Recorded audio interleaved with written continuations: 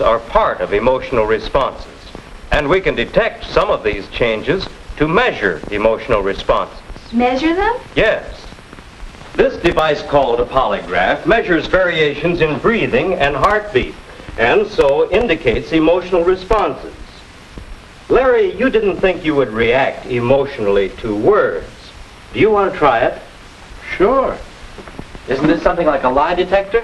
It's been called that, but actually it measures and records all kinds of emotional responses.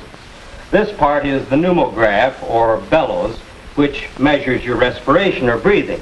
Now, if you'll roll up your sleeve, Larry, we'll put this armband on your arm, and this will record your pulse, or heartbeat. You've probably seen one of these in a doctor's office, haven't you, Larry? Yes, sir. Now, if Larry makes an emotional response to anything I mention, you'll notice a change on this record. Oh, this won't hurt, Larry, will it? No, indeed. Just relax, Larry. This won't hurt a bit. Yes, this won't hurt a bit. You sound just like my dentist. I'll turn it on.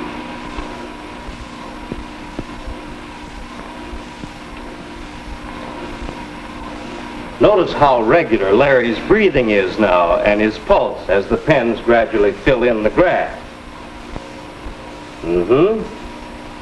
Larry responds to the word fill. That's interesting. And Larry has a dentist on his mind.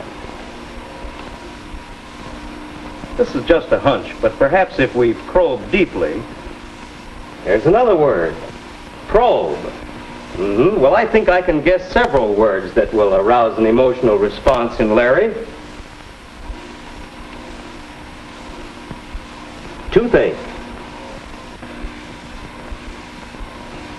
Yes, that's another.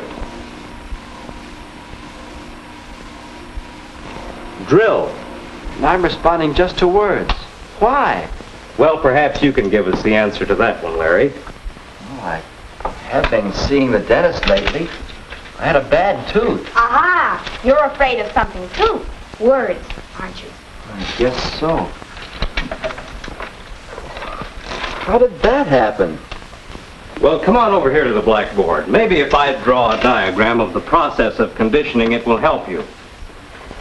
S1, the first stimulus, stands for the dentist. He's a good fellow. Larry's normal reaction to him, R1, is curiosity and interest. But the dentist had to drill. That's stimulus 2.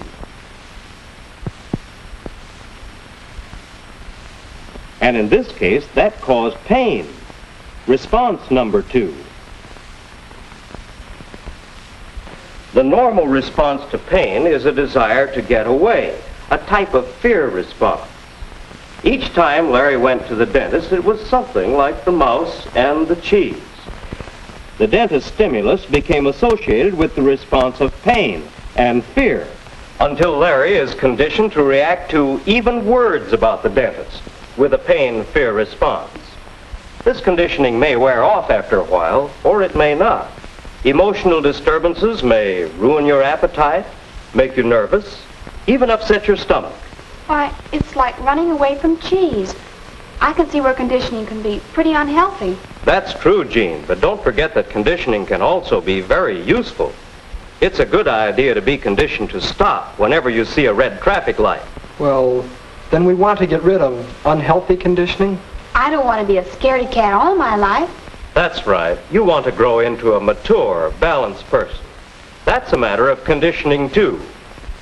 Condition yourselves to make more mature responses. Now, let's review a bit. We have certain basic emotions which are controlled subconsciously.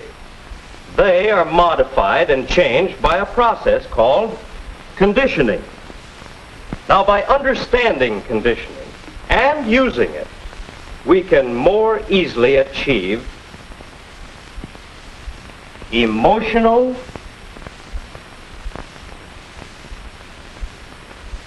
maturity.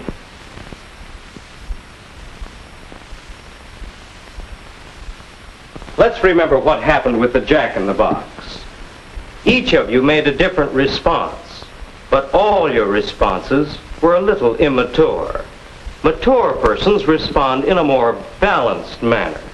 That is, their responses include a little of each of the basic emotions. Enough fear for protection, a little anger or rage at being made foolish, a spark of the love response. That is, interest, curiosity, pleasure. A balance, you see. And we all want to become more mature emotionally, don't we?